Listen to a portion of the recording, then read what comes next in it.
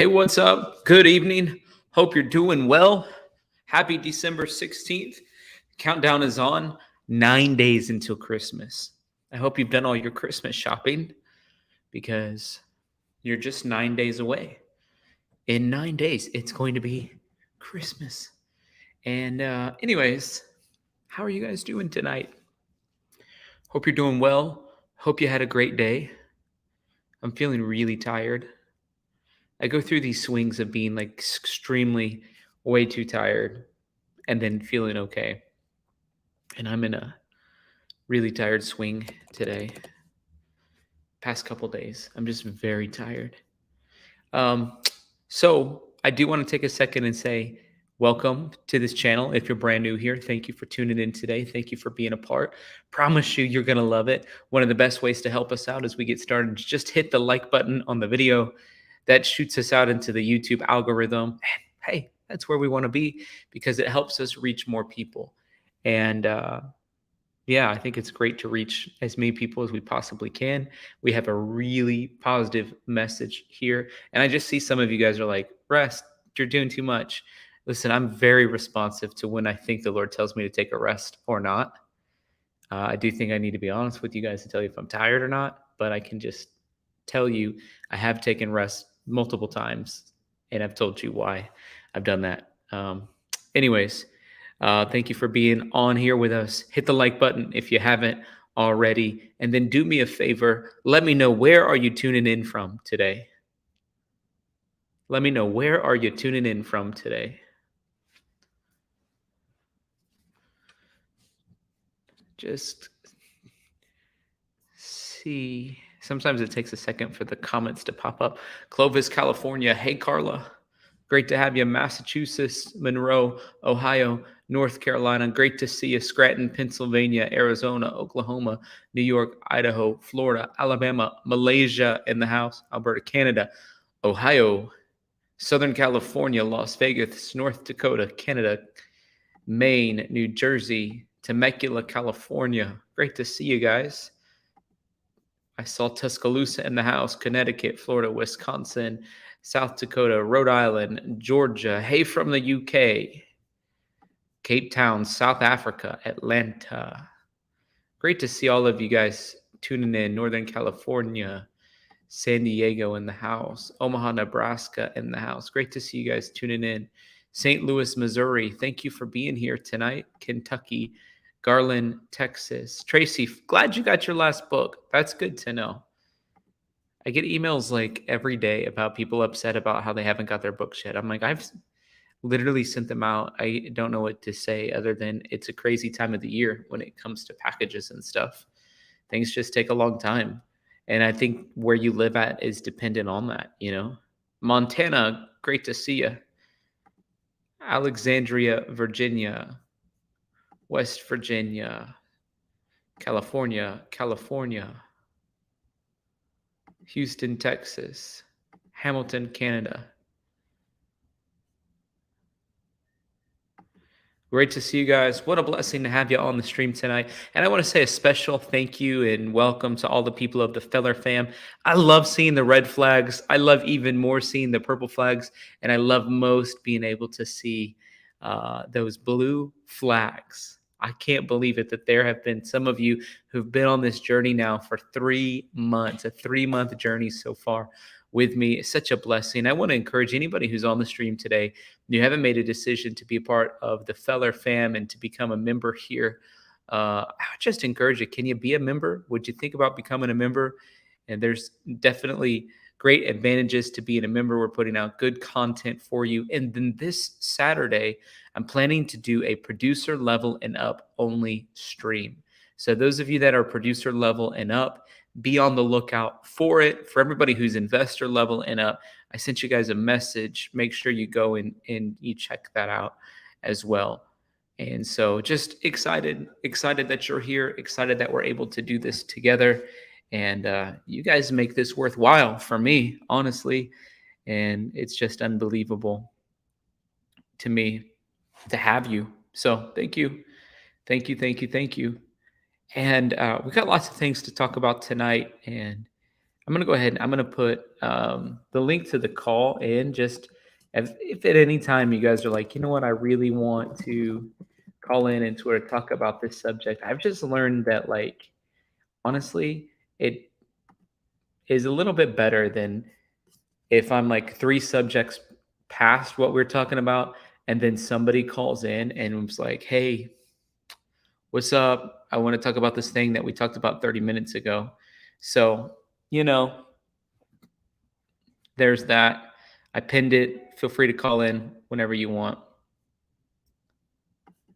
Okay. Did you guys see this news story today? We are aware of this. DMV officials respond to TikTok-based school shooting threat.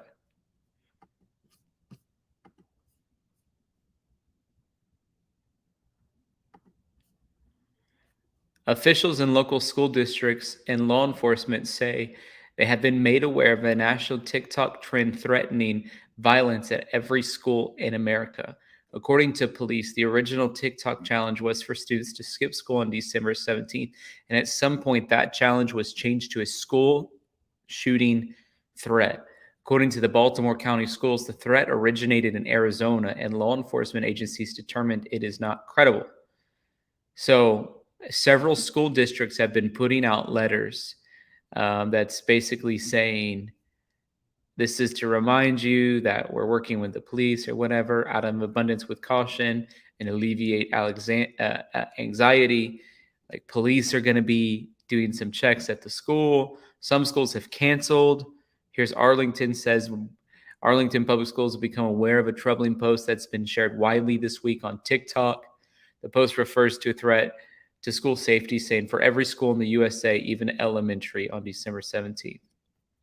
The post appears to be part of a national TikTok trend and did not originate in our school district.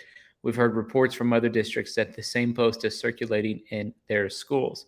While we do not believe the threat to be credible, we are closely monitoring the situation. Additionally, the district has been in contact with the Arlington County Police regarding this post. The ACPD collaborates with local, state, and federal law enforcement on information sharing concerns and threats to the safety of the community. At this time, there are no known specific threats. And so, again, it's just basically like every single school district is having to make some sort of statement about the fact that there's a TikTok trend saying that it's a dangerous day to be in school tomorrow. I find that to be heartbreaking, gut-wrenching, and again, you've heard me say 1,000 times that TikTok's a dangerous place to be, and so for young people. And so, just another thought for me. Another thing that I have been saying that tends to trend in the right direction. Here's a video that just shows you about TikTok. This is like one of the TikTok challenges was for students to go and destroy the bathrooms at their schools recently. It's cold and heavy snow is falling in Nevada County, but high schoolers, they're being forced to use outdoor porta potties. This after vandals destroyed several Nevada County high school bathrooms in a TikTok trend. Thanks for staying with us at 5:30. I'm Curtis Vick. And I'm Elizabeth Kling. Our news is also streaming live on CBS and Sacramento right now. CBS 13's Madison Keevy is on that campus getting answers to the potentially criminal behavior. So we don't want to use the porta potties. Nobody does.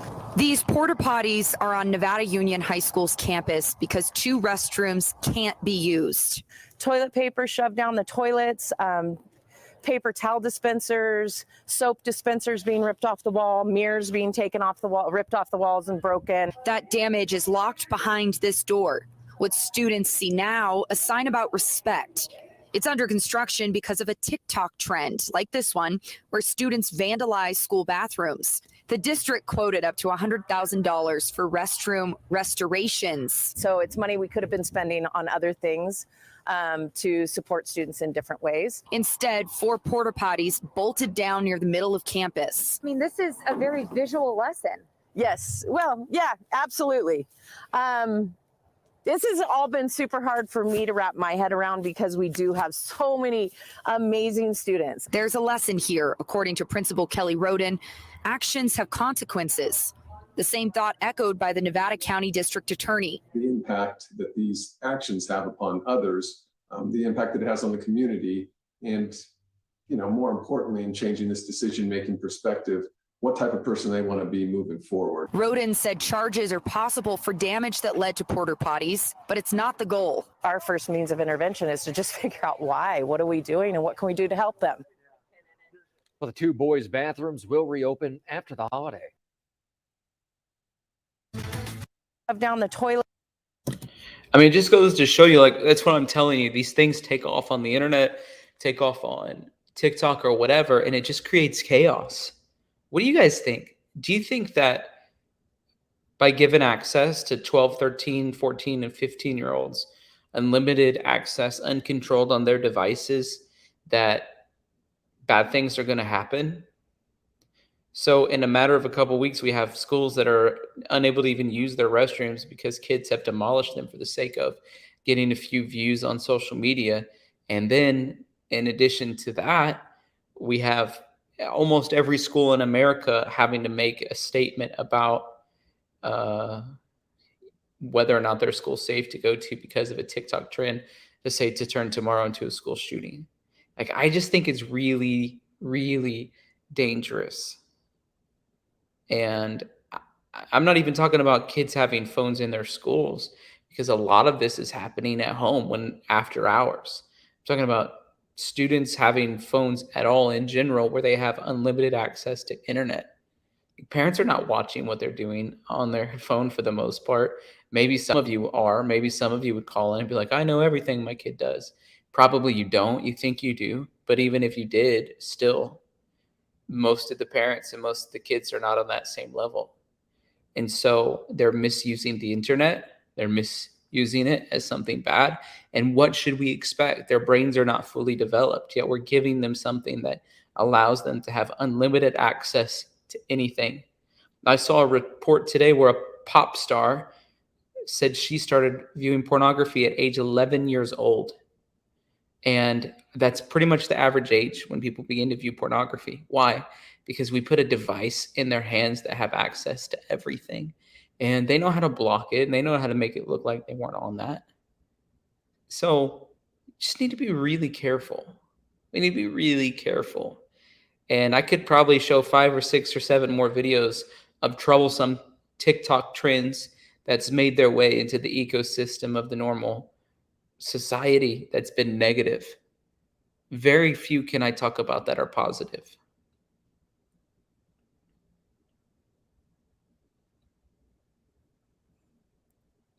David saying, I don't think it's the access, it's just the mindset. It's a little of both, David. It's the mindset, right? But it's hard when you're 11, 12, 13, 14, 15, 16 even years old to have the proper mindset. So we want to teach them to be responsible with their devices. And I totally agree with that. But I don't know the right way to do that. But their brains, in my opinion, are not fully developed. If left to their own devices, they'll always turn inward towards themselves and make decisions that are contrary to the decisions that deep down they know are right, because they're not thinking fully or completely. So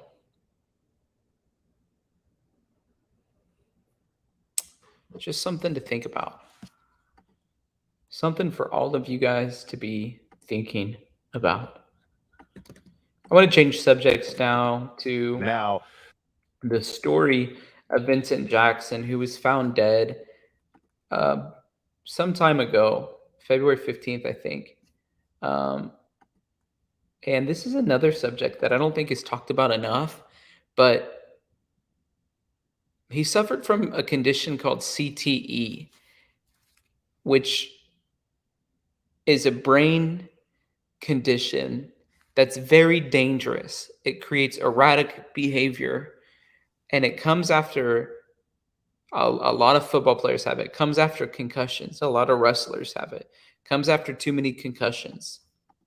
Going to go to the mysterious death of a former Tampa Bay Buccaneers player just over a week after the team's Super Bowl win. An investigation is underway after retired star Vincent Jackson was found dead at a Florida hotel. Janae Norman joins us with the latest. Good morning, Janae. Michael, good morning. Yeah, he was drafted in 2005, played 7 years with the San Diego Chargers before signing with the Tampa Bay Bucs in 2012. The local sheriff's office named Vincent Jackson an honorary deputy 3 years ago for his service and commitment to the community. Now deputies from the same sheriff's office are investigating how the 38-year-old father suddenly died.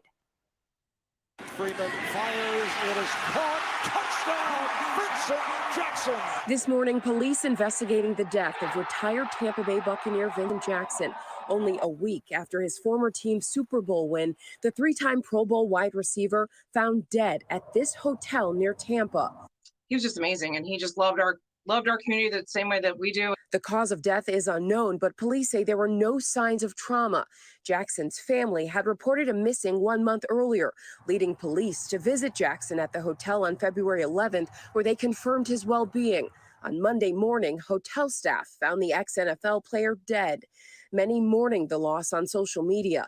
The Buccaneers saying during his 5 seasons with our franchise, Vincent was a consummate professional who took a great deal of pride in his performance on and off the football field. Jackson retired in 2016 and turned his attention to giving back, founding his own charity and devoting himself to a cause close to his heart: military families and children. It's something I grew up in, being in a military household as a kid, and traveling around and knowing the nuances and the obstacles that military families face. So it's important to know that, those kids can kind of be specialized and maybe. So now you guys can see a little bit about his story, a little bit about his life. Well, today the story that came out about him, oh my gosh, I hate that it doesn't allow me to look at this. The story that came out about him today is that he had CTE, which again is that brain condition that's formed because it's not going to let me play it. It's that brain condition that's formed because of too many concussions. And I think that's a big problem. If we have so many athletes and young athletes that sacrifice their bodies so that they can play a sport, and then by the time they're 33 years old or 35 years old, they can't function, that's a problem. And it's not an isolated incident. It's an incident that is on repeat again and again and again.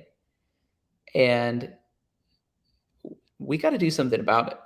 I don't know what we could do about it, but we got to figure out a way to do something about it. So there's my little speech on preventing brain injuries through contact sports. It's entirely unnecessary. Okay, did you guys see this story about a school that had rented bounce houses, and then a windstorm came and blew the bounce houses literally 30 feet in the air, and 5 children were killed?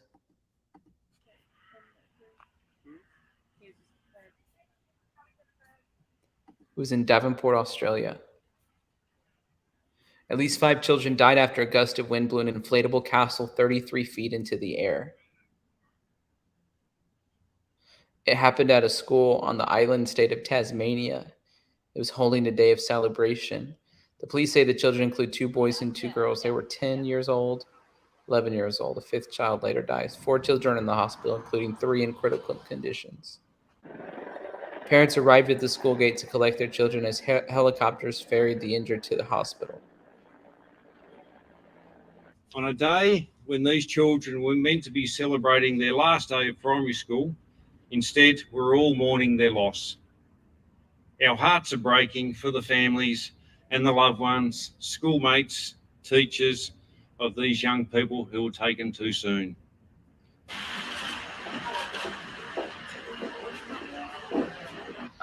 The events that have occurred today in Devonport in Tasmania are just shattering. They are just unthinkably heartbreaking.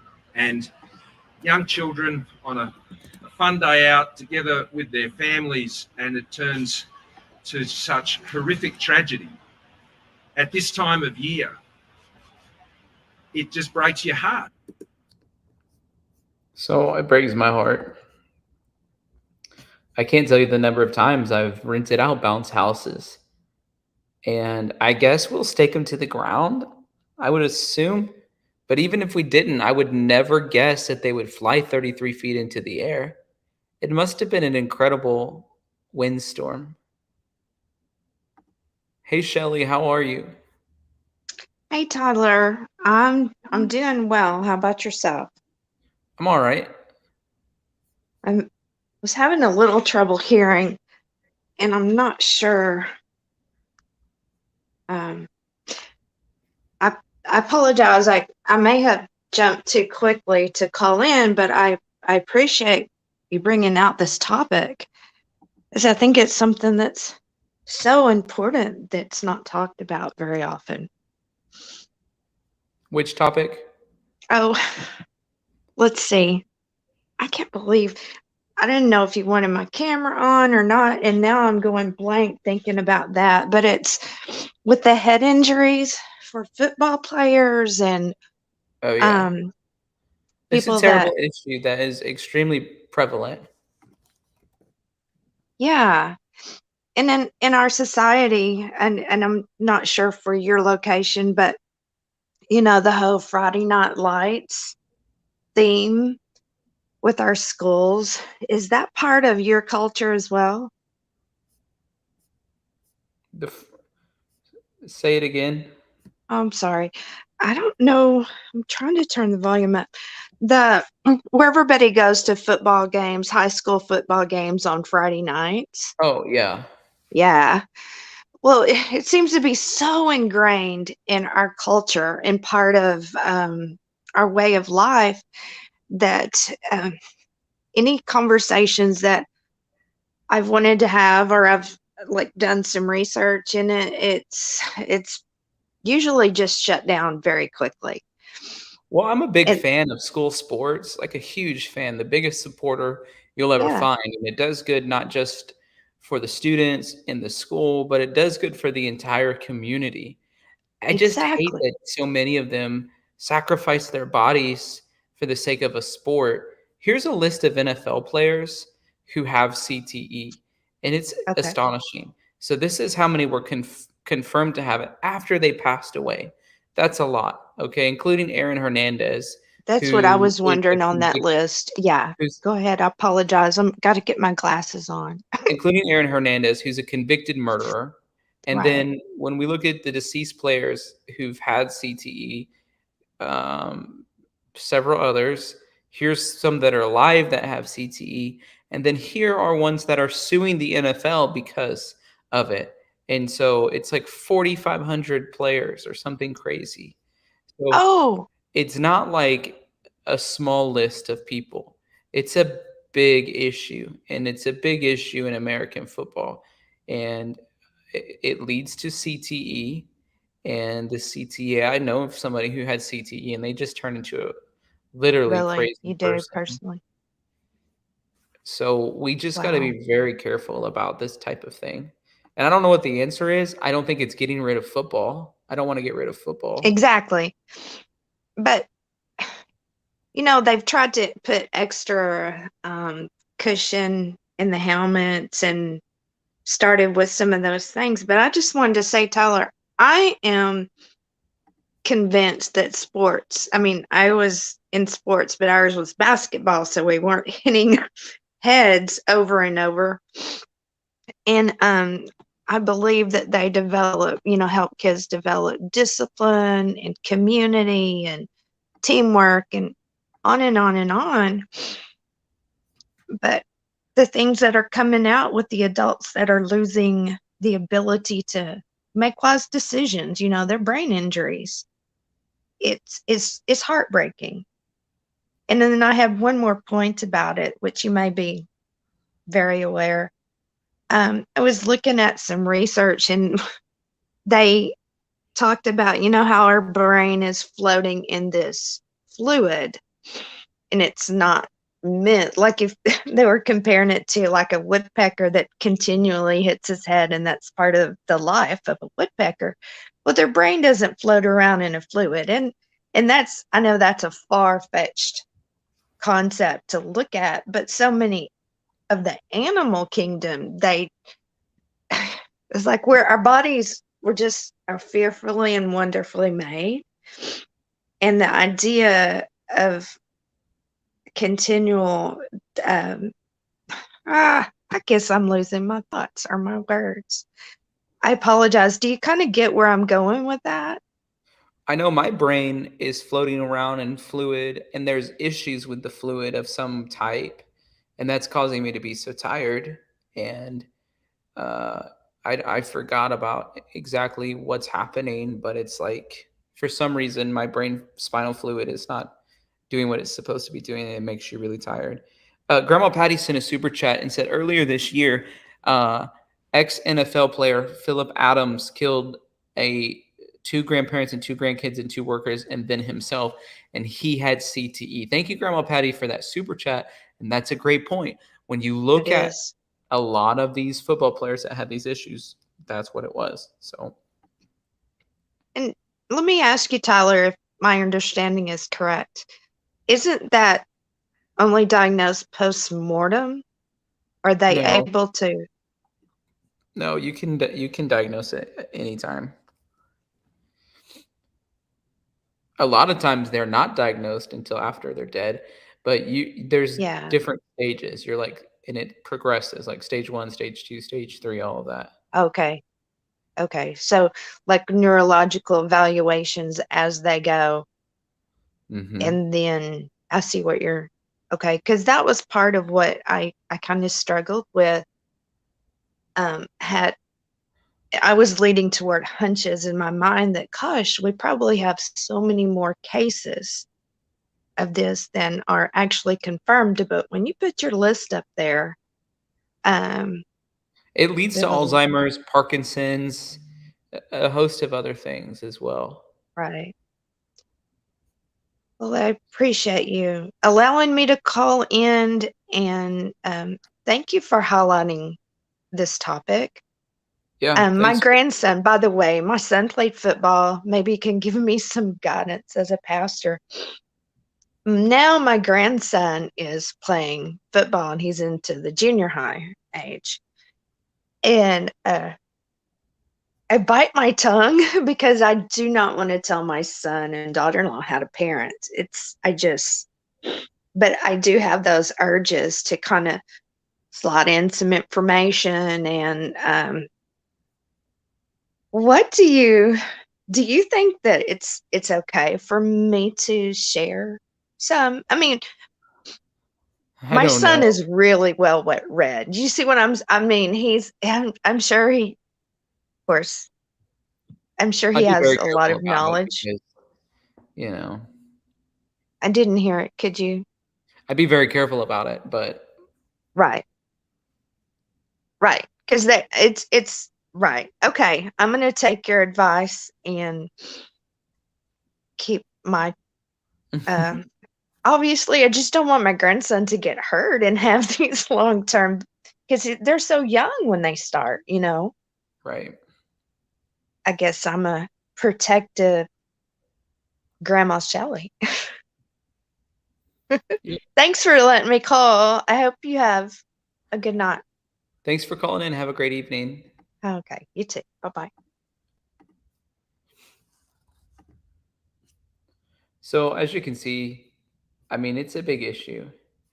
And I'll show you. You can actually see the difference in a brain with those who have, it's called chronic traumatic encephalopathy, or CTE. And you can see the difference between a normal brain and one who has advanced CTE. Archer says, the player know the dangers, but they keep playing for the money or love of the game.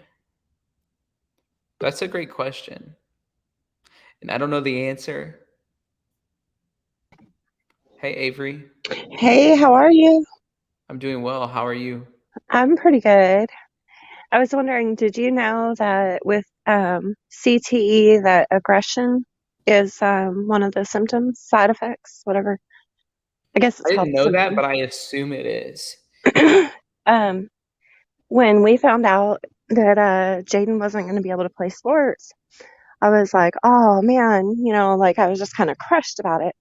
And then his dad was telling me that, and this, like, he showed me his records and stuff, and he was telling me that when he was in college, which was Alabama A&M, he had been playing football, but he was also an amateur boxer, and he had gotten an offer to the NFL, but he was having these like really bad spells of aggression, which he had never had before, like anger and aggression, and even doing like how do I word it, like violence, acts of violence. And so they took him in for a brain scan, and he has stage 2 CTE. And so he ended up not going on to NFL, and just ended up staying in college and getting his degrees. But he has to have his brain scanned, I think, once every 5 years. Yeah, I mean it's not like, I think if I understand it correctly, once you have it, it just progresses worse. Like Right. you can't reverse it, and it's not going to get better, and it's just going to keep getting worse. Yeah. Yeah, that was the next part I was getting ready to tell you.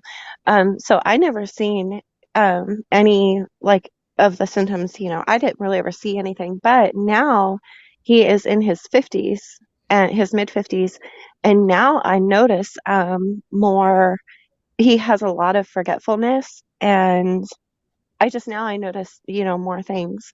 But yeah, that's what I was going to tell you, is that it there's no cure for it. It never goes away. It's terrible. I was serving on a board for a company, and the CEO was having some of these characteristics, Mhm. and we had to let him go because he was just doing things that didn't make any sense.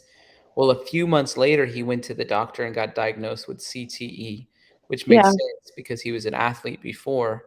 And it was like afterwards, we felt bad about the way Yeah. everything transpired because we didn't know. But I think he was on disability or something now because it really is debilitating. Right. And something I've always wondered, hang on, I'm gonna, because it's already cracking here.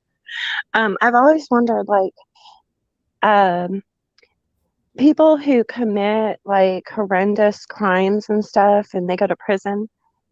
I always wonder, how sometimes you'll hear like they were abused as a child, and then because I know they can also get that from, like, it's any kind of head injury, any kind of, and I always wonder if they scan their brains in prison. Like That's people who kill. interesting. Yeah. Yeah, because I read a lot about that, about the CTE, and I had seen where, I mean, it leads to drug abuse, and I mean, all kinds of things, because, the brain just isn't working the right way. So I always wondered that, why they don't, just like automatically scan people's brains when they do crazy things. I want to do that. I think there's a lot to that. And I don't think we've done a great job of really understanding how the body works. Like we know a lot, but I still think there's a lot more to discover. Oh, yeah, I think there is too. So What's your much. thoughts on the TikTok stuff? Well, I had made a post on my Facebook page, and I hardly ever even post on my page, but I made a post asking people who's sending their kids to school tomorrow. And I just thought, I am so thankful that Jayden is homeschooled, but I'm worried about my daughter because she teaches. Because I 100% believe that no police department can say it's not a viable threat. Because if it's on TikTok, too many kids have seen it, and you never know which kids are gonna try, because they see it more as a challenge than a trend. And so I wouldn't trust it. And I've been praying all day about it, about tomorrow. That's very, very scary. And is TikTok still owned by China? Yeah, So that's there's like nothing really we can even uh, do about it. it's really terrifying in a lot of ways to me. It's like they're owned by China. Government tried to shut TikTok down at one point because they can see all the crazy stuff that's happening on it and knows that Yeah. it's not appropriate. And then we have things like this happening, And it's like, Yeah. I've never in my lifetime seen so many school districts coming out and making statements about this type of thing ever. Right. Have you? Not this much. It's a It's like lot. every school in America is coming out and having to make a public statement about it. Yeah. And like I told you, just since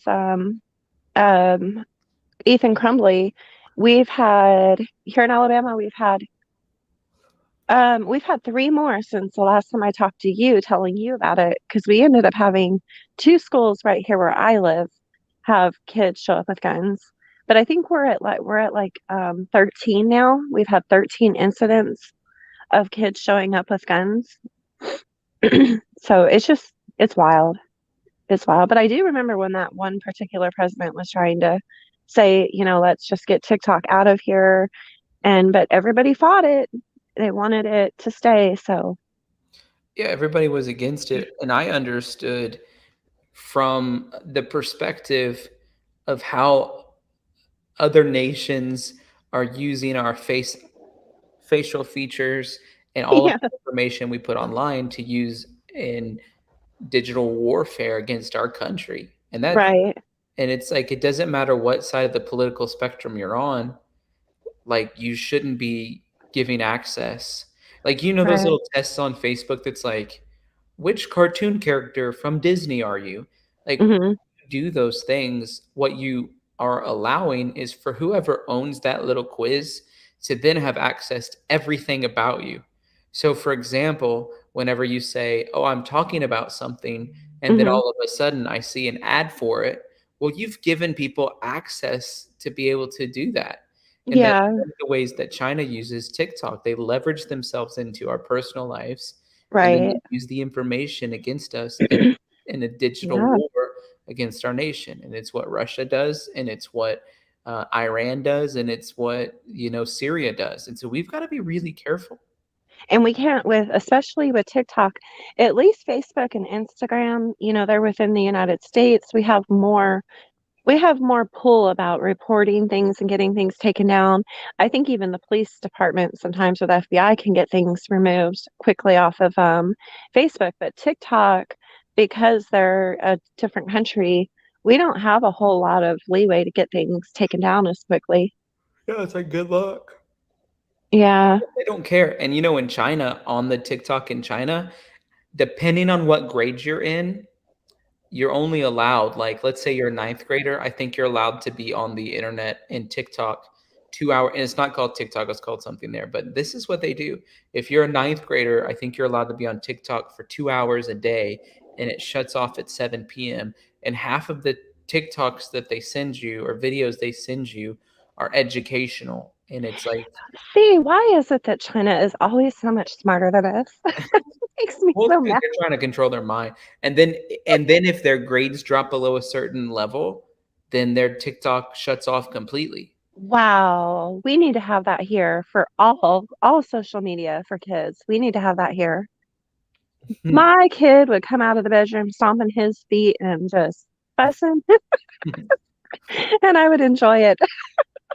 You look at Steve Jobs, who allowed his daughter to be on an iPad 1 hour per day. Mhm.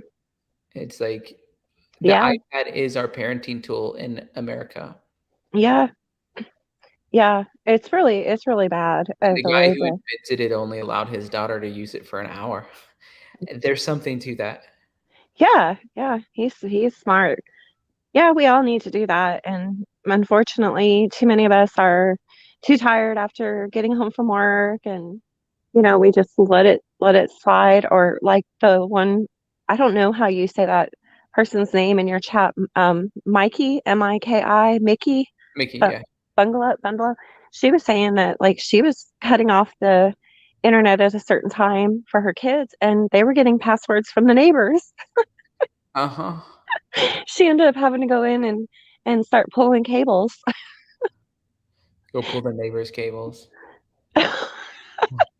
Tyler. I had dial-up internet whenever I was a teenager, and that's basically worthless. Oh, I never got to use the internet when I was a teenager because we had the dial-up AOL, and you couldn't get my mother off of the one computer in our house for anybody else to use it because Oh, for me, it was my grandma. She was on there playing card games like solitaire and stuff. yes, that's what my mom was doing. And everybody And else in the house. it was like, really? You can actually lay some cards out and do those? Uh-huh. Yeah. I remember we never could get my mom off of that. Anytime my grandmother came up to my house, I was like, great, nobody's on the computer for the rest of the next 12 hours. How funny. And then they always be like, I hate this technology stuff. I'm really, it looks like you love it to me. Exactly. That would be my mother. I don't like that internet. I just don't think it's going to be a good thing. And we'd tell her, Mama, you're the one that's on it all the time. Yeah. I am not. So funny. But thanks for calling in. All right. Love y'all. Bye. Some of you guys in the chat know that I'm right about what I'm talking about. Some of you guys are like, yep, what he's saying is true. Zany said we had a black and white TV. Gabby Petito's mother recalls a chilling last moment with her daughter before she was killed. It's been 3 months since Gabby Petito's family learned that the 22-year-old vlogger was killed while on a cross-country road trip with her fiancé turned suspected murderer, Brian Laundrie, who's also now dead. Looking back on what she did not realize would be her last physical moment, Nicole Schmidt recalls an extra special embrace she shared with Gabby before she and Brian headed west. She said, there are so many good memories over the year, but the one thing I hold dear to me is that hug we had before she left on her trip in the driveway. People would meet her and just fall in love with her. She just had this presence. I don't know what it was. It was just magical. There she is.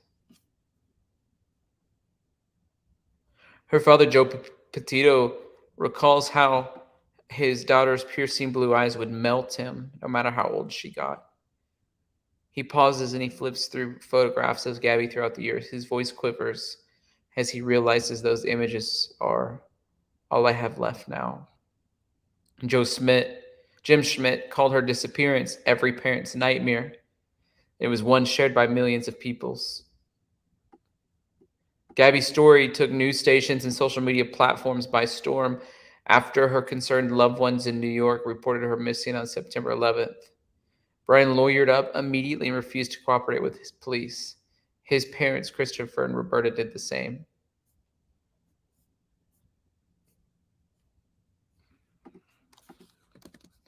So they released today a new trailer.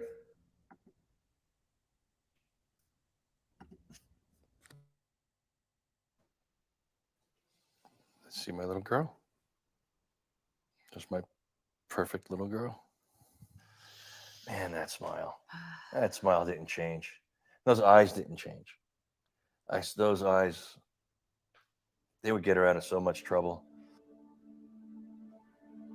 Didn't matter how old she got, she would always be my baby girl. No matter what she, how much trouble she was in, it didn't matter. She was still my baby girl, and yeah, it would just melt.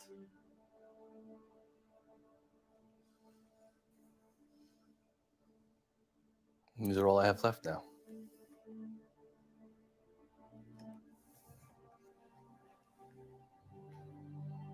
People would meet her and just fall in love with her. She just had this presence.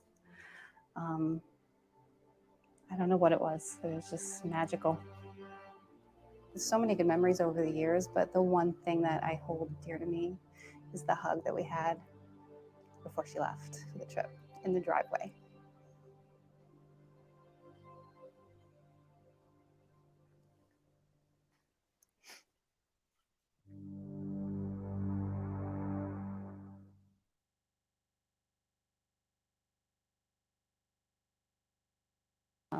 She just had this presence. I don't know what it was. It was just magical. There's so many good memories over the years, but the one thing that I hold dear to me is the hug that we had before she left for the trip in the driveway.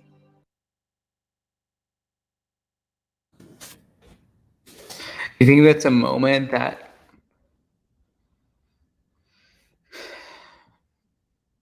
it's like that hug, there was something different about it? Do you guys think she had a moment like that where it was like, wow, it was in this moment. It was different kind of hug than we'd ever have. Like, it's the last moment that they were going to be together.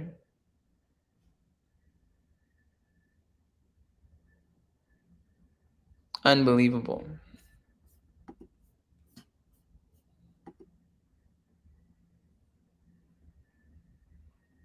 I just find it incredibly heartbreaking.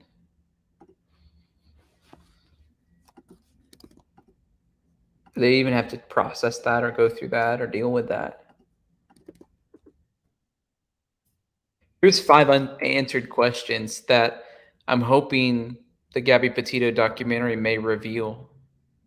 There are several lingering questions that people who are following the Gabby Petito case may have months after Brian Laundrie was found dead. A new documentary, The Murder of Gabby Petito, Truth, Lies, and Social Media, is being released on Peacock tomorrow and may provide some long-sought answers. Brian's remains and some of his belongings were found in October. Possibly those.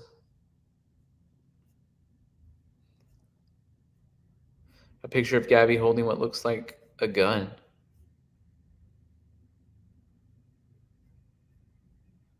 The mystery surrounding Gabby's disappearance in August while she was on a cross-country road trip with her fiancé entranced the nation. Here's some questions we want answered. What does the gun picture mean? Brian's remains found in October near his parents' home in Florida. He reportedly died of a self-inflicted gunshot wound. The news had many people questioning pictures that had been posted to a social media account in the past, including one that showed an American flag-covered gun in his room. In the picture, a gun painted to resemble the American flag hangs on the shelf, while a chilling poster depicting violent stabbings being sit atop a bookshelf. A picture of Gabby unloaded to her TikTok in January also appears to show her holding a gun. It's unclear if it's the same gun from Brian's room or the one he allegedly used to shoot himself. The image was uploaded earlier this year as part of a montage of photos on Gabby's TikTok channel called Nomadic Static. So there's one question. What questions do you guys have about the case that are unanswered?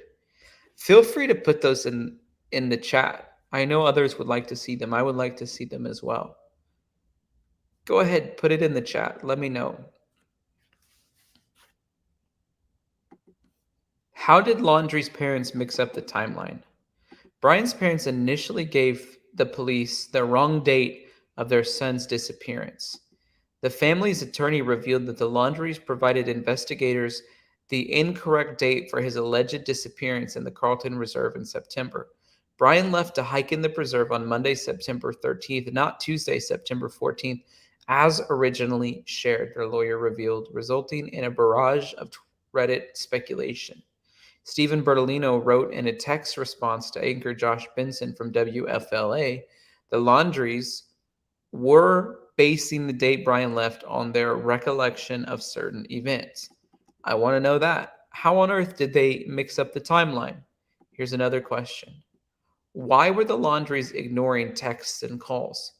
It's also unknown why the Laundries didn't return Gabby's mom's texts, as she desperately wanted to find her daughter. Nicole Schmidt says she tried to communicate with Chris and Roberta Laundrie after she lost contact with Gabby in late August. Gabby last spoke to her family on the 25th of August as she and her fiancé reached Grand Teton National Park. During an interview with Dr. Phil, Nicole claimed Brian's parents ignored the calls and texts, leaving her infuriated. It's not known if the Laundries deliberately ignored the texts and calls. Again, this is contrary to what I heard the Laundries say or believe that they didn't have any contact. So I want some more clarity on that as well. Here's the next one. Why did the Laundries go camping? It's a big question. What were they doing camping? Laundrie and his parents stayed at a Florida campground 75 miles from their home just days before he vanished, the family's attorney had confirmed. The potential lead in the case was first offered by Dog the Bounty Hunter, who claimed he received a tip that Laundrie and his parents had visited Fort DeSoto Park twice in September, most recently on September 6th. It's not clear why the Laundries didn't report him missing until September 17th. 2 days later, Gabby's remains were found near a campground in Wyoming. So why did the Laundries go camping? Next question. What were the Laundries looking for when they joined the search? Just minutes after Roberta and Christopher walked into the Carlton Reserve in October, they found Brian's remains and belongings with a highly pictured bag showing what looks like a notebook among Brian's stuff. Chris and Roberta were seen moving in and out of areas of the brush before separating for roughly 12 minutes when Chris led two men into the brush on the left side of a trail. He returned without the cops, and the couple continued on. A video captured by Fox News shows Chris wading through another patch of bushes while Roberta stands motionless in the middle of a trail, staring off into the opposite direction. It's unclear what exactly was found by officers, but some of the items were found near to a trail. It says trial, but it's supposed to say trail. To a trail Brian was known to use. Chris and Roberta Laundrie searched with the officers for a while before breaking away by themselves.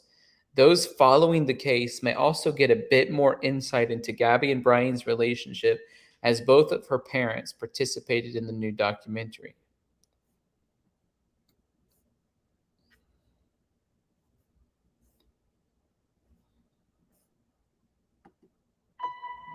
Gabby and her fiance embarked on a cross-country trip in Gabby's 2012 white Ford van. It was like every parent's nightmare, just like in a flash of a second. She's missing. So just take a minute, step back and breathe. The thoughts that were going through my head were something really bad has happened to her. That time when we were looking for Gabby was Horrific. blur. It's really like it. It's horrific. The media and the internet just went crazy. I think the hashtag Find Gabby hit like over 1 billion people. Her bright, beautiful light touched a lot of people. I am going to walk down here a little bit because I see something. Right here, okay, is where they think that it's a shadow of someone digging. There was definitely more to this relationship than was being shown on social media. So a body has been found in the area that they were searching for Gabby Petito. It's still unbelievable. I don't understand it. These are all I have left now. I really don't know what justice for Gabby looks like at this point. Everybody deserves to feel safe at home. Everybody deserves to be found that is missing. Everybody.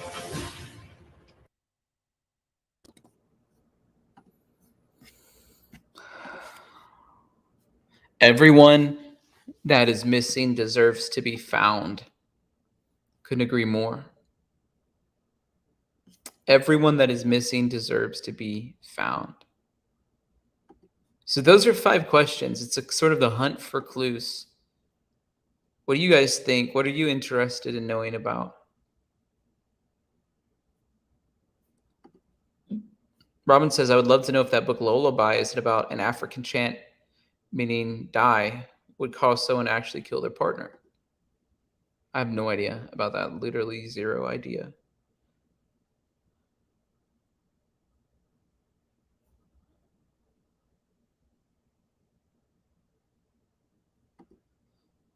Because the Laundries are lying, starting with Bernardino, they know more than they act to be the father and his belongings. No emotions, look staged.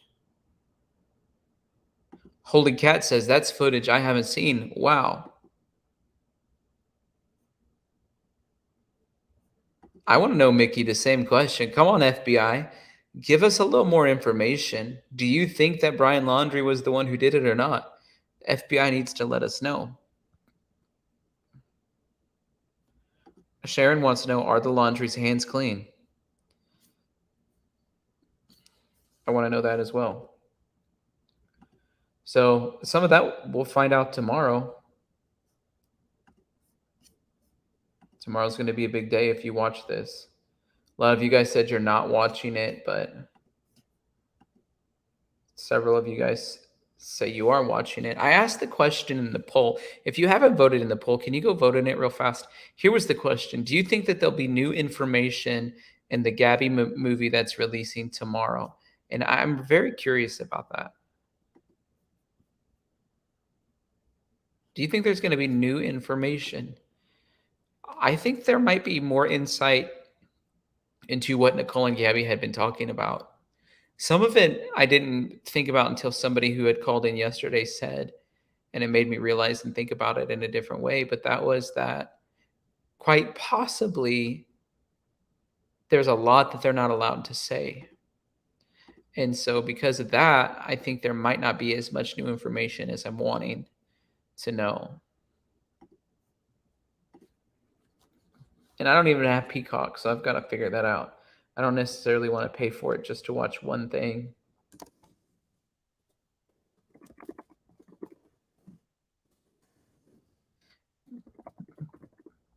I'm making a new poll question. And it's just this. Are you planning to watch the new Gabby documentary? Yes, no, or I'm not sure. You planning to watch it or not?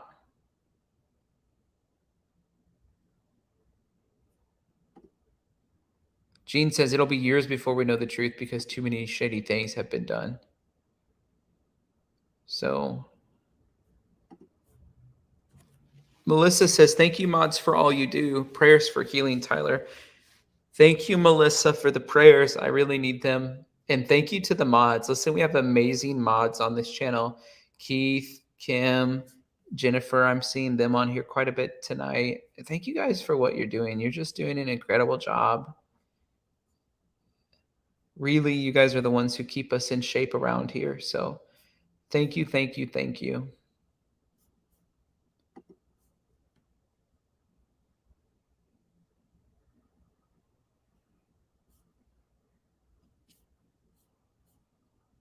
Let me go check and see where we're at on that poll. So 47% of you guys are saying yes, you're planning to watch it. 32% of you are saying no. And then 22% of you guys are saying, I'm not sure yet.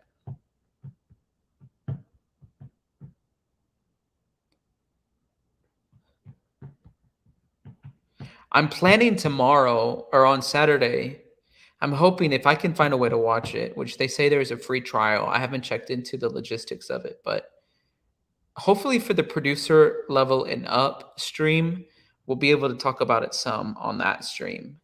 So I'm looking forward to that stream on Saturday.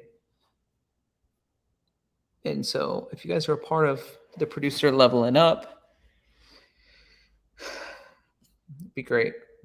By the way, those of you that are interested in donating to Tyler Feller Ministries, I created a new thing. If you go to tylerfeller.com/give, and then what it will do is it opens up a new tab for you. And it actually allows you to do like recurring weekly or monthly or whatever you want to do. For those of you that are especially seeing this as a ministry that you're wanting to give or tithe to. Survival. And so just something to think about in that way. I found this story I wanted to share with you guys about a man who ran a mile to find his wife. From one of the employees inside that candle factory that was really left demolished by the tornado in Mayfield. News Channel 5's Alexander Cohen spoke with the woman who was pulled from this rubble this weekend. She tells us how she managed to stay alive.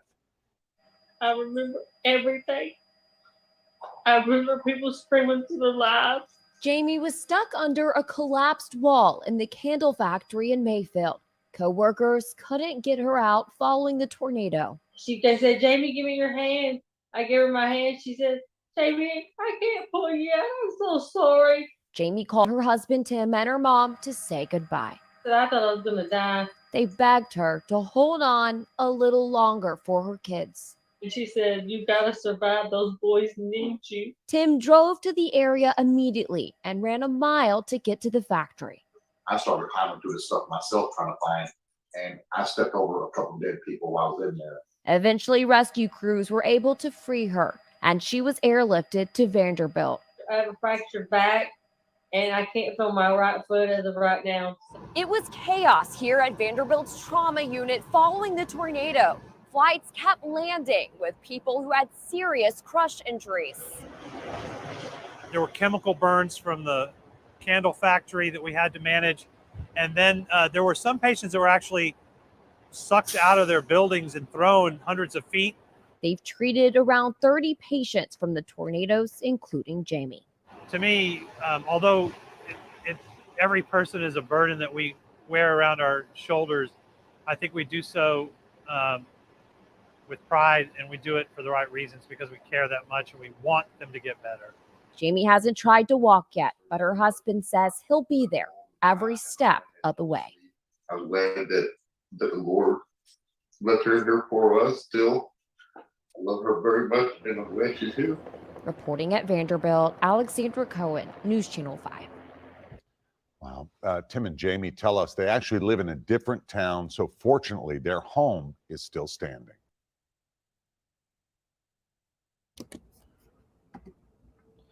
Unbelievable.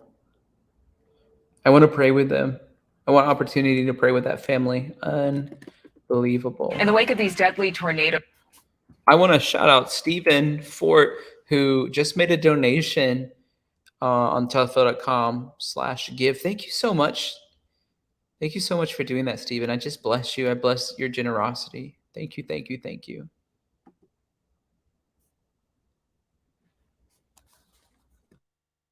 that tore through several states. We're hearing so many amazing stories of survival and resilience. And one of the hardest hit areas was Mayfield, Kentucky. That's a town of about 10,000 people. Most of the buildings were destroyed, including a 100-year-old church.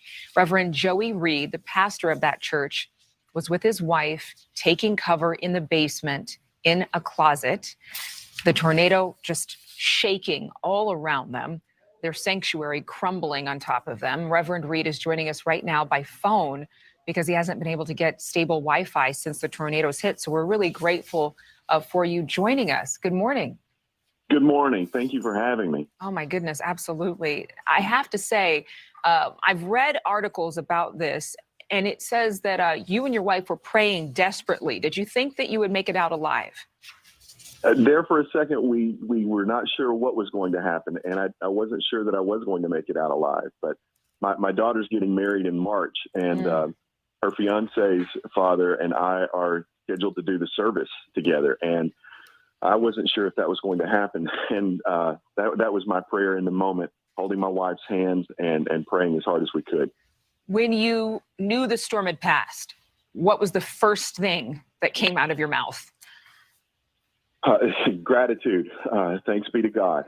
And then I told my wife, let's go see if we can, get out of here if we're trapped, because we did hear the glass break at the Water Street entrance, the large glass front door. And when we got outside, finally, we looked up and saw that the sanctuary had just been demolished. And you are, again, pastors of this 100-year-old building. We're showing images on the screen of that church. Was anything salvageable? Actually, much more than we were. We were afraid that we had lost everything.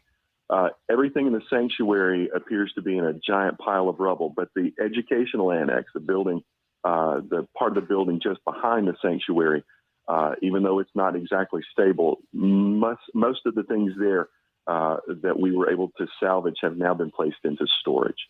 Okay. All right. Well, there's some good news. I know that you had church on Sunday, even after all of this happened. Explain the importance of doing that for the congregation.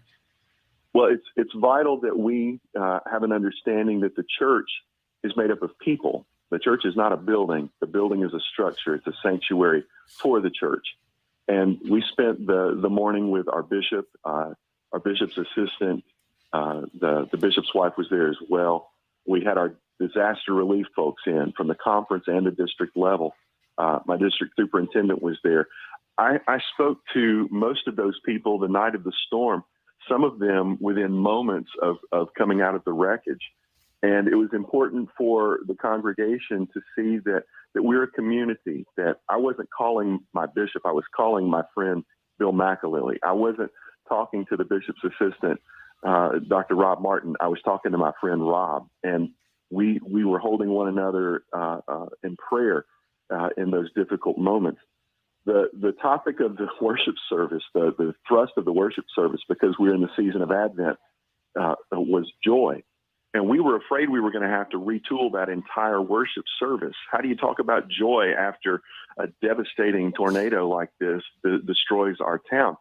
But we realized very quickly that we didn't have to change very much at all. We just needed to include some of the things that had happened over the weekend and just hammer home the point that we were already going to make. The joy is often mistaken for happiness, but happiness can be lost by a simple turn of events. There was a single bulletin that survived the storm because it was in the possession of my administrative assistant. And I was able to read that synopsis of the service from the bulletin, which had been printed days before, Right. to the congregation. And they understood the point in that moment. Well, strength and resilience come from a deep place inside. And we're grateful that you were able to share your story with us. I know that you're going to do what you can to rebuild and to keep the services going. Reverend Joy Reid, thank you so much for being with us. Absolutely heartbreaking. But I'm glad that they were safe. Here's another story of a Kentucky pastor who prays for and holds the hand of a woman trapped under the tornado debris. Thank you, Kim D, for sowing a seed. I bless that seed you're sowing. Thank you for doing that. I want to just say shout out to Joan for upgrading, and shout out to Thunder Basin, who became a member of the Feller fam today. Thank you again, Kim D, for sowing a seed. It helps out so much to send a super chat and to sow a seed. Encourages me, helps out so much. So thank you so much for doing that. A pastor in Mayfield, Kentucky, talked and prayed with a woman trapped under the rubble of the Mayfield Consumer Products candle factory Friday night, holding her hand until she was rescued. Pastor Stephen Boykin joined other members of his church in the community in pulling people out of the debris after a tornado demolished the factory building. Tonight, they say, we lost more than just the buildings downtown, landmarks, or even traditions. We lost precious people that called Mayfield their home. My heart's grieving for every family who lost someone. I'm praying the Comforter makes himself known in this hour. And here's a video he posted.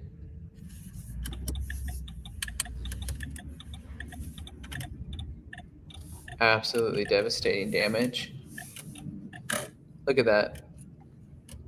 Could you imagine? Looks like a bomb went off.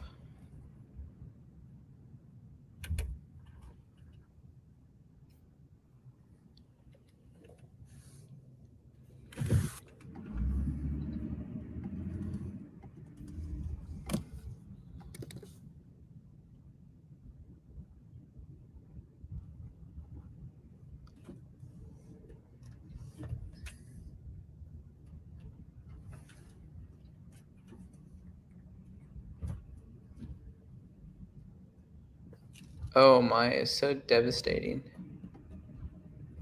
Look at that. It just is mind-blowing.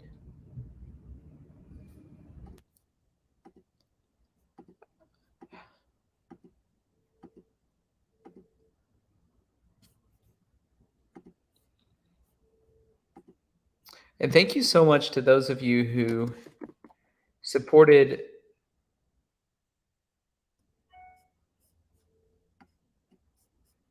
the efforts of me helping this lady from my church who is working to get a semi to take down. Here's a guy talking about what she's doing. Hey guys, this is Timmy B from Mimo's Italian Restaurant in McLeansboro, Illinois, on the west side of the square. I am on the west side of the square, but as you can tell, I'm not in Mimo's. I am down at the old high school gymnasium in the lobby with Anita. Anita has started this packing this semi for the people in the Kentucky area with the tornadoes. She is down here until what time? 1:30. She is here until 1:30 today. You're going to be back tomorrow? Yes, sir. She's going to be back tomorrow. And Saturday. when does this truck leave? And we'll be back Saturday, Monday, and Tuesday. The truck will leave Wednesday morning. The truck will leave Wednesday morning. Get yourself down here. Help her. They can tell you get dog food, you can get diapers, you can get styrofoam, water, anything to help our friends who donated. She sent me a receipt actually from the money that we raised that night for the tornado victims on Monday. And she went to the store the next day and literally she bought all kinds of stuff. It really went a long way. And so that picture behind her was some of the items that she had purchased with the generosity of the people from the Feller fam. So thank you guys so much for doing that. Patty Davila says, thank you for what you do, Tyler. You are deeply appreciated. Thank you for appreciating me, Patty Davila. Is it Davila or Davila? Patty, thank you so much for that super chat. You're appreciated.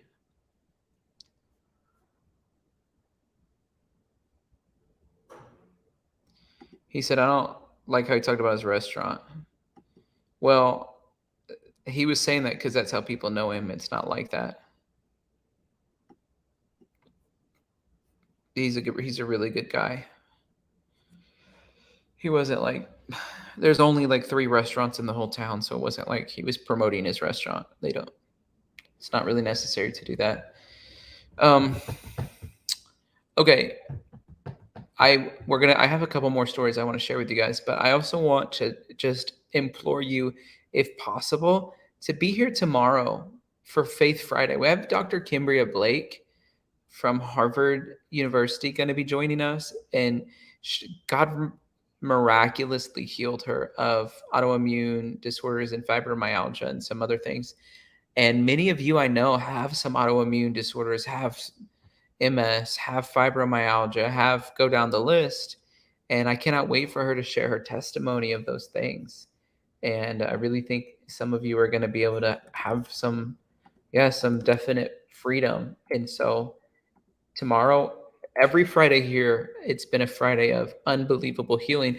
And Amy, I love the story that she was saying about how just by even being a part of Faith Fridays and when we were praying for healing, sharing testimonies that she was healed. And a lot of times that happens. A lot of times people are healed just by being in an atmosphere where there's an anointing for healing to take place. Just by being in the right atmosphere, under the right testimonies, God can heal. He does it all the time. And so I love being able to hear that testimony. I mean, it's unbelievable. It happens all the time. And I know that tomorrow is going to be another day where lots of testimonies begin to break free, break loose. And so I'm excited and looking forward to Faith Friday tomorrow. I want you guys to be a part. So make sure you're a part of that. Now, another thing I wanted to talk about was the United States missionaries that were held hostage in Haiti are freed. So in Port-au-Prince, Haiti, the remaining members of a United States missionary group who were kidnapped 2 months ago have been freed. The spokesperson for Haiti's National Police told the Associated Press that the hostages have been released. He did not additionally provide any details. They say, "We glorify God for answered prayers. The remaining 12 hostages are free. All 17 of our loved ones are now safe." A convoy of at least a dozen vehicles, including U.S. Embassy SUVs, Haitian National Police, brought the missionaries to the Port-au-Prince airport late Thursday afternoon from the missionary group's offices in Titanien, north of the capital. Earlier, people at the Christian Aid Ministries campus could be seen hugging each other and smiling. It's an answer to a prayer. Wes Kaufman, who attends a church where some CAM leaders also worship, said many congregations had needed the missionary group's recent request to devote 3 days to fasting and praying over the situation. And remember, for those of you who took class 201, as we started to pray and fast, I was telling you, when you pray and fast, and when you give, pray, fast, you see God do incredible things. Here's an example of that. This group of people who are already incredibly generous, because missionaries, by definition, you have to be generous. You have to sacrifice a lot. So they're already giving, they're praying, and they're fasting for 3 days. And these people who've been held hostage for 2 months get set free. 3 days of fasting releases people who've been held hostage for 2 months. Kara Hadfield says, Proverbs 10:25, when the whirlwind passes, the wicked is no more, but the righteous has an everlasting foundation. Praise God, Kara. Thank you so much for that super chat. Could not agree more. Love the book of Proverbs. In fact, that reminds me, if you guys haven't signed up for the daily Bible text from me, I just encourage you to do that. All you have to do is text a certain number to sign up. It's really easy to sign up. And then you receive a daily text from me with a Bible verse on it. The number is 618-205-9846. And several people on this chat are already on that list. But if you haven't signed up for it, I encourage you, go ahead and sign up for it because it's going to definitely be helpful. Now, 2 of the hostages were released in November and 3 earlier this month. They were not identified, but members of the Hart congregation told local media in Michigan that 2 were from Hart. In addition to Michigan, the hostages were from Wisconsin, Ohio, Tennessee, Pennsylvania, Oregon, and Ontario, Canada, according to the missionary group. And today is the day that we have been hoping for, praying for, and working so hard to achieve. Congressman Bill Huazanga, who Western Michigan Congressional District includes Hart. He said, I want to thank members of the hostage negotiation team for their diligence in securing the safe release of the hostages. So, unbelievable. Unbelievable. Praise the Lord for that they were able to be released. So grateful.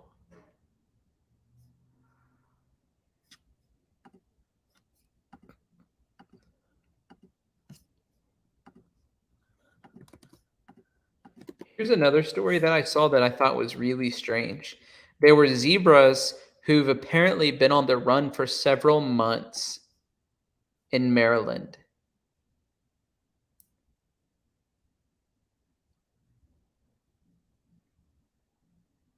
I think that's crazy. 2 zebras running loose after escaping from a Maryland farm 4 months ago have finally been caught. Prince George County's Animal Services and the U.S. Department of Agriculture were not involved in the capture, but were told Monday that the animals returned to their herd last week. In late August, the 2 zebras, which fled from an Upper Marlboro farm, where officials have said about 40 zebras live.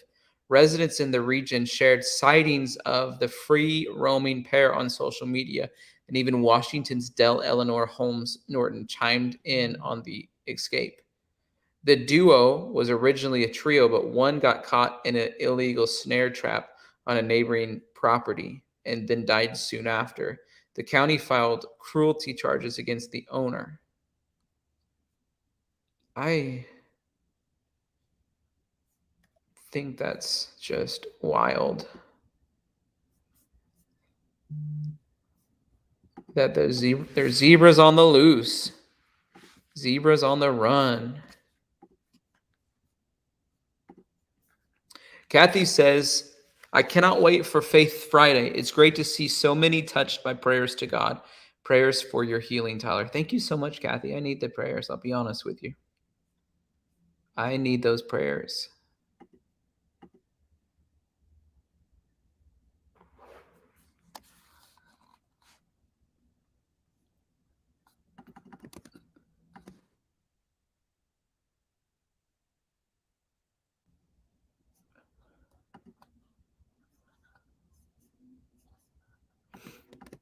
Here's another story that I thought was wild.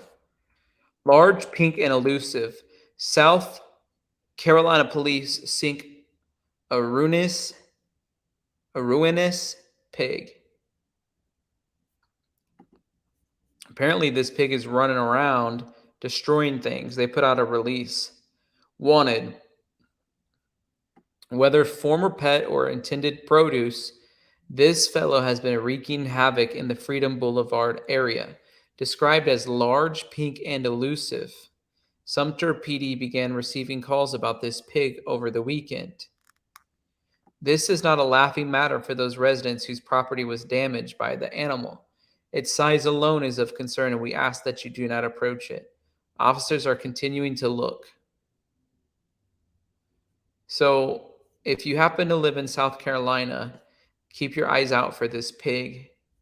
The pig is on the run and causing havoc everywhere it goes. So just for you to be thinking about.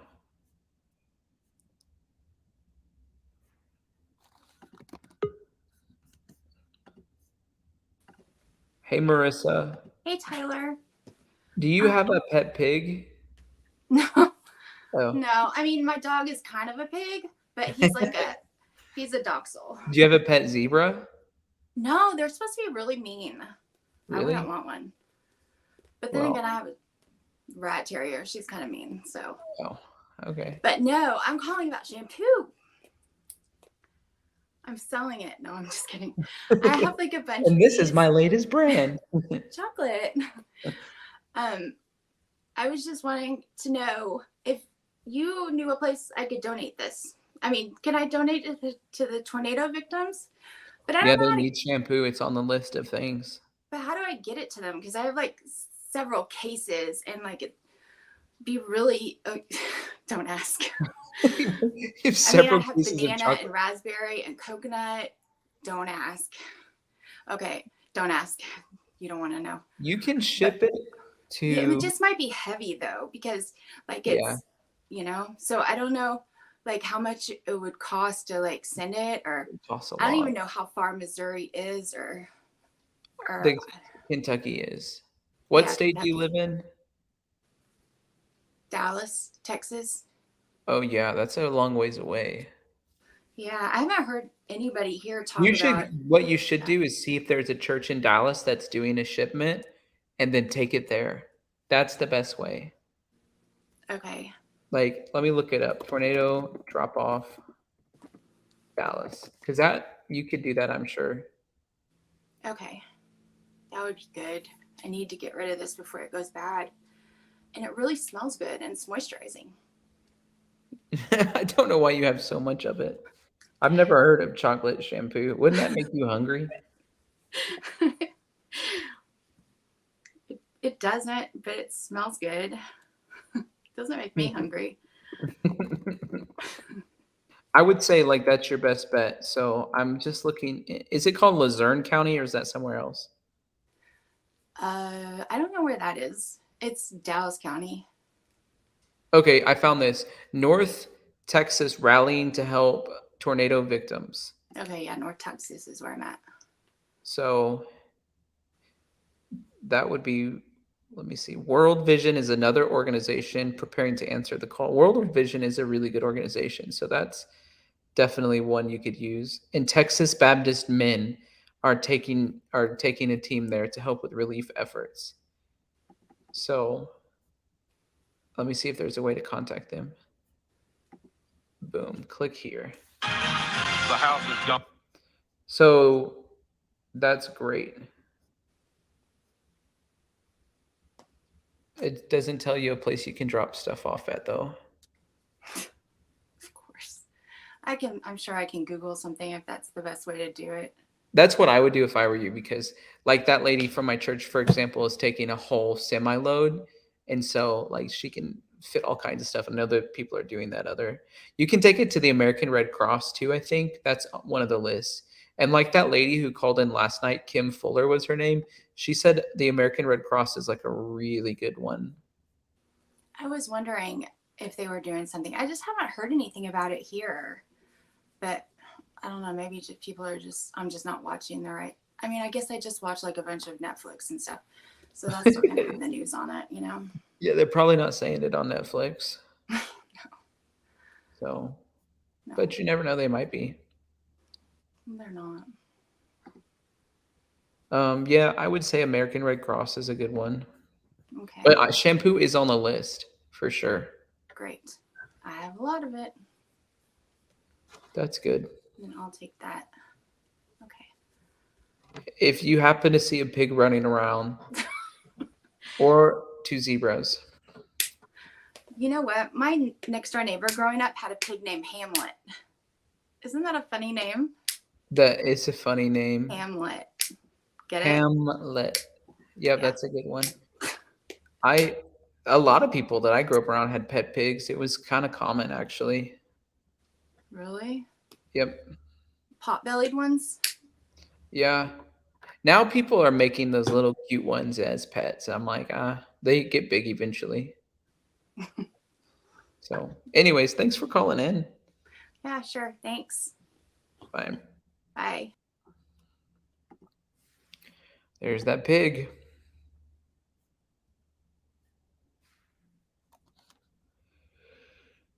Ooh.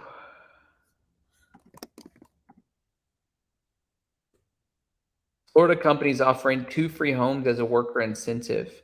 While many companies are offering bonuses or higher pay as a way to lure in new employees, a Central Florida business is offering a drawing for 2 brand new mortgage-free houses. Mechanical One provides air conditioning and plumbing for new developments. Is holding the drawing in December. My passion is really trying to invent employee appreciation. Our business model is really, if we take care of our people, they're going to do more than any marketing budget. The company has bought 2 lots for 3-bedroom, 2-bath homes and set aside $500,000 for the project. Isn't that crazy? You could win a free home. Hey, Grandma Patty. Hey, good evening. How are you? Good, thanks. Doing good. I had sent you an email about Jeffrey Feiger. He's a famous lawyer out of Michigan. You know, I used to live in Michigan. I lived there for almost 20 years and was blessed to come here to California where it's a lot warmer. I didn't want to be in the cold weather when I got old. But I was watching Icky Mel, and he had his whole rant on. He's presenting a $100 million lawsuit for the victims of the Oxford High shooting. Yes. And wow, his rant and his what he told the judge was brilliant, excellent lawyer. But it's really interesting. It took me back in time because Jeffrey Feiger, I don't know if you younger people know about Dr. Death, Dr. Kevorkian, who assisted in suicides. And Jeffrey Feiger was his lawyer to help him win these cases so he can continue assisting people in suicide. And the thing is, he's presenting this case, and it's really a good case and a good argument about the kids who were killed and why the lawsuit is viable and important and real because of what happened. But then yet, I remember him as being the lawyer for this guy who assisted people who helped. He was the lawyer for the people who helped people commit suicide. That's wild. So you're seeing both sides of it. Like, who is this guy? Unless he's matured. I mean, we're talking almost 20 years ago. So, well, I had a miracle that happened, and I don't know if I should save it for Faith Friday. It was just so... Nope, you've got us on the hook. You need to tell us now. Well, okay, so his youngest person, this young guy, 17 years old, woke up paralyzed his first year in college. He was 17 or 18. His name was Rodney. And he was going to be Dr. Kevorkian's first or youngest assisted suicide. He woke up paralyzed from the neck down, and he didn't want to live anymore. So Dr. Kevorkian asked if he could help. I don't know how they got together, but his mother, believe it or not, had to sign because he was under 21 for Dr. Kevorkian to help her son be assisted in suicide, which is crazy to me anyway, that a mother would sign over his right to do this. But anyway, it got me so angry, Tyler. I mean, I was so mad. It makes me angry hearing about it. I was furious. So I said, I'm gonna talk to this kid. He is not gonna do this. I was determined. I mean, I really believed the Lord wanted me to go up there. It was 3 hours away and talk to this kid. And I read all about the hospital and this and that he was in a part of the hospital. The room he was in, you couldn't enter. So I had to figure out a way to get into that room. So I prayed and listened to this. Okay, back in this time, I was making angels. There were dolls with little scripture and the wings, and they weren't nothing like the angels that are in heaven. They're just a doll, real pretty. I have to admit, they were really beautiful. People love these dolls that I made. So I said, if I take a doll up there and said it was for him, maybe they'll let me in the room and give it to him. So I drove up there, went up to the nurse's station. I said, I have this gift for Rodney. Can I give it to him? And they all looked at it and they oohed and awed. And they said, you know what? You can't go in his room. And then the head nurse said, wow, it's so beautiful. Let's let her in to give it to him. And I was just shouting hallelujah. I said, Lord, you really wanted me to be here, because they let me in the room and there was a big sign on the door. No one is allowed to enter in this particular part of the hospital. And I got in and I went in the room and I gave him the doll, and he was really impressed, really sweet young man, just broke my heart. And I ministered to him and I prayed. And I said, do you know the Lord, Rodney? And he nodded, because he's paralyzed, remember? And he nodded. I said, well, don't let him take your life. I said, you might wake up and be healed in the morning. I mean, just wait on the Lord. I said, you might be healed. Don't let this man do this to you. And he nodded. And I said, let's go over the sinner's prayer to rededicate your life. You know, I was thinking to myself, maybe he's not really saved. I don't know. So we did that and he nodded. And when I left, I felt so good. And then there was a woman in the room. She looked like she was 105 and weighed 50 pounds, so frail. And her head was bent all the way over. And my heart just went out to her. And I felt the Lord tugging at my heart. So I went to the nurse's station and I said, do you mind if I pray for that lady and read her some scriptures? And she said, you know what? It won't do you any good. She can't hear and she won't understand a word you're saying. I said, well, it's okay, but you mind if I do it? She said, sure, go on over and go ahead. And I prayed and I read Psalm 20, 23 and 91, 103, my favorites. And do you know that she lifted her head up, Tyler, and looked at me and said, thank you. Wow. And I left the room. I don't even know how I drove home. I was flying so high. I was above the clouds. I was over the moon. I don't even know how I got home. But the next morning, I woke up to breaking news. And the young man let Dr. Kevorkian assist him in suicide. So I cried. I said, why did I make that trip? What was that about? And the Lord brought that old lady back to my mind. She may have never had a visitor. Yeah. And the nurse clearly said she won't understand a word you're saying. So it just ministers to me. It just shows me how, I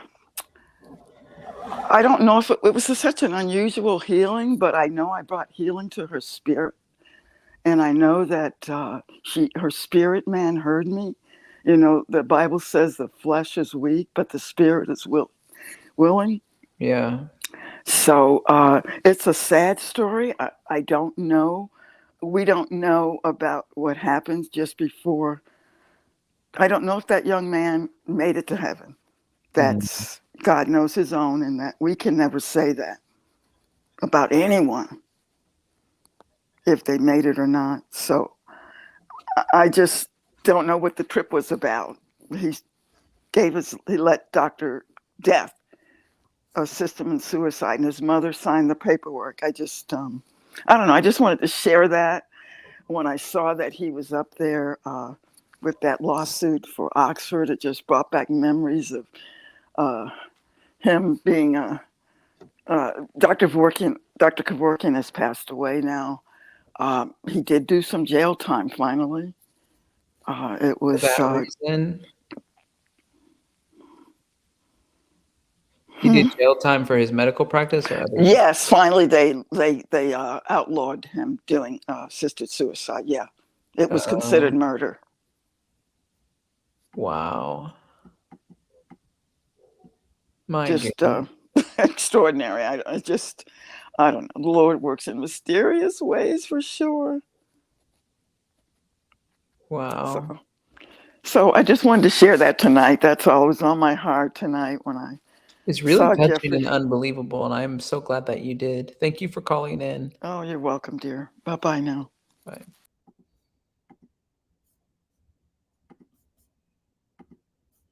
We have over 100 911 calls into our dispatch center of an active shooter at the high school. Deputies responded within 5 minutes, had the suspect in custody. He did not cause any problems. He gave the weapon up. He did have the weapon on him at the time. It was a semi-automatic handgun. He fired multiple shots.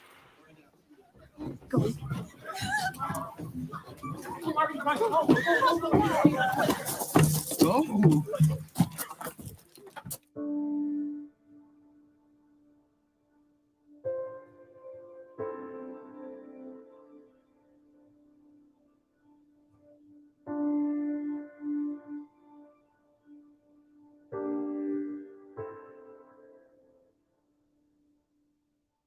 So obviously, we're here for the worst kind of tragedy we've seen across the country, and we hoped and prayed it would never come to Oakland County, but it has. It's visited itself on our community, and it's certainly the first thoughts are prayers for the families and loved ones and friends that have been impacted by this unspeakable and unforgivable event.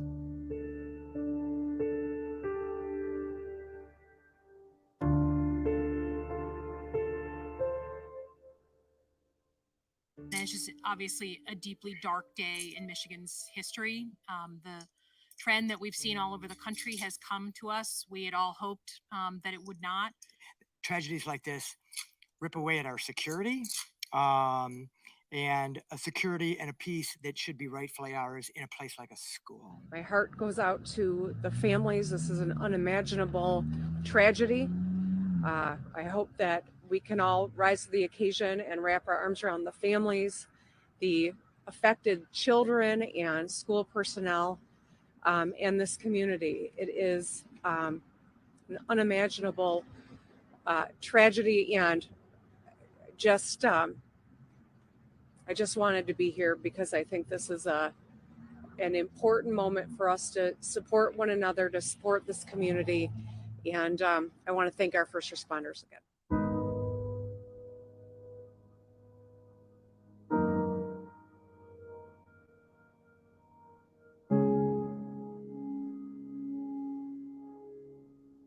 Madison, Justin, Tate, and Hannah. So this touches us all personally and deeply, and will for a long time. This wound will never go away. And we understand that, but we also want the community to know that we're here for them. Today and the coming weeks and months, we will show up for them in any and every way that we can. We will commit to pray, to teaching and being an example of compassion as we raise our children. We will rise to the occasion and stand with them in their time of grief.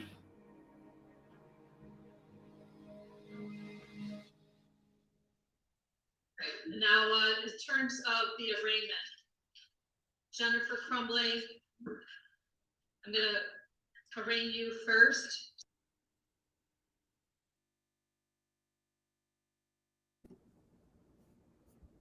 Just seeing this video makes me think of the TikTok thing. It's like Generally speaking, I think schools are going to be safe tomorrow, but we don't know for sure, right? You never know if some kid's going to take it too far or take it too seriously.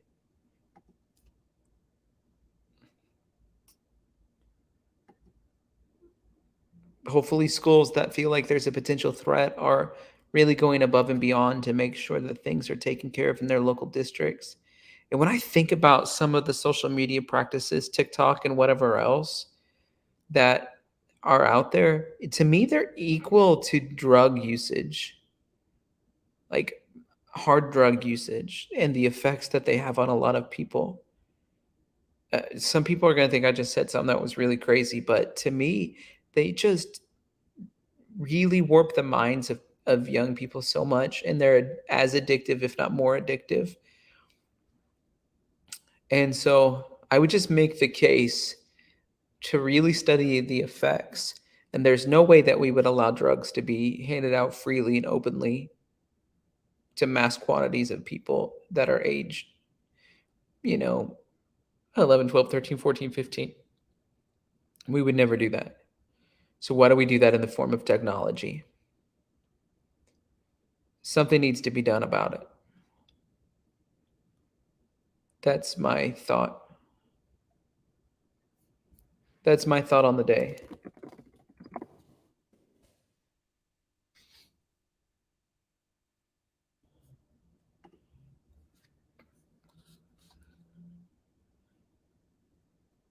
If you just Google, like, is school safe tomorrow? It's like all of these stories from all over the nation about TikTok are popping up. School's on alert. School's on alert. Here's TikToks. We handled even rumored threats with utmost seriousness, which is why we're working with law enforcement to look into warnings about potential violence at schools, even though we have found evidence of such things through TikTok.